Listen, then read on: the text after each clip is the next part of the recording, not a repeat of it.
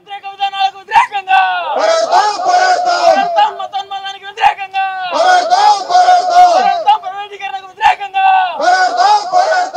నా పేరు అచ్యుతరావు, ఏఐవైఎఫ్ విశాఖ జిల్లా ప్రధాన కార్యదర్శిని. మరి ఈరోజు GST 2.0 పేరుతో కేంద్ర ప్రభుత్వమైనటువంటి ఎన్డీఏ ప్రభుత్వం సంబరాలు జరుపుకుంటుంది. మరి ఈ సంబరాలు ఎందుకు ఏంటని మేము ఏఐవైఎఫ్గా ప్రశ్నిస్తున్నాము. గత 8 సంవత్సరాలు GST పెంచి అనేక ఇబ్బందులు మా ప్రజలకి గురి చేశారు. మరి ఈ GST గతంలో పెంచినటువంటి ఏదైతే ఉందో 8 సంవత్సరాల GSTని ప్రజలందరికీ పంపిణీ చేసిన తర్వాత ఎన్డీఏ ప్రభుత్వం సంబరాలు చేసుకోవాలని మేము ఏఐవైఎఫ్గా కోరుతున్నాము. మరి ఈ 8 సంవత్సరాల్లోని GST పేరుతో ఎన్ని పరిశ్రమలు మూతపడ్డాయి, ఎంతమంది ఉపాధి కోల్పోయారని శ్వేతపత్రం విడుదల చేసిన తర్వాత మీరు సంబరాలు చేసుకోవాలని మేము ఏఐవైఎఫ్గా డిమాండ్ చేస్తున్నాము. అట్లాగే మరి ఏదైతే ప్రధానమంత్రి నరేంద్ర మోడీ గారు ఈ నెల 16న కర్నూలులో పర్యటిస్తున్నారో మరి దానికి రాష్ట్ర ప్రభుత్వం వత్తాసు పలుకుతూ మరి మన్ననలు పొందడానికి ఆయన ఇక్కడికి వచ్చినందుకు అనేకమైన కోట్ల రూపాయలు ఖర్చు పెడుతున్నారు.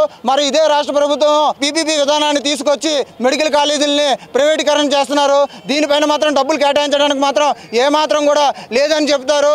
మరి ఇదే సీఎం చంద్రబాబు నాయుడు గారు కరకట్ట మీద కోటి రూపాయలు రాష్ట్ర ప్రభుత్వం నుంచి విడుదల చేసుకున్నారు. మరి మెడికల్ కాలేజీలను అభివృద్ధి చేయడానికి ఎందుకు మీకు కేటాయించడం లేదా అని మేము ఏఐవైఎఫ్గా ప్రశ్నిస్తున్నాము. మరి ఈ నెల 16న పర్యటిస్తున్న నరేంద్ర మోడీ గారి పర్యటన కర్నూలు ప్రాంతమైనటువంటి రాయలసీమ వెనుకబడ ఏమాత్రమైనా అభివృద్ధి చెందుతుందా?